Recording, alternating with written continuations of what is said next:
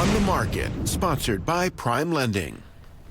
Interest rates for mortgages just hit their highest level in 12 years. Ryan Kiefer in our studio to talk about how it's affecting the local housing market. I know it's a struggle for people trying to find homes. Will this impact that? Yeah, it's certainly not helping things out there. Interest rates have gone up. We thought they would go up, somewhere around 1% this year versus last year, but they've actually more than doubled that. They've gone up 2%. I think we've got a graphic here. We've gone from somewhere in the low threes up to, call it the low fives on a 30-year fixed right now, and that's a pretty big deal when it comes to affordability. That has affected someone's ability to afford a house by about 25%. So instead of a $400,000 house you might have qualified for back in January, now you're looking at a $300,000 house. So in terms of what people should do, what should their approach be when looking to buy a home?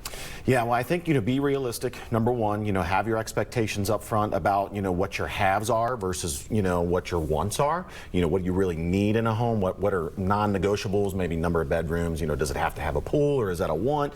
And just being realistic going into the market, knowing ahead of time that it's going to be competitive out there. And any secrets like, going door knocking or writing a nice letter, does that ever work? It helps. We were talking before the camera started rolling about a couple instances we know where door knocking indeed worked, for people. So, people are pulling out all the stops these days, and sometimes it works, sometimes it doesn't. All right. So.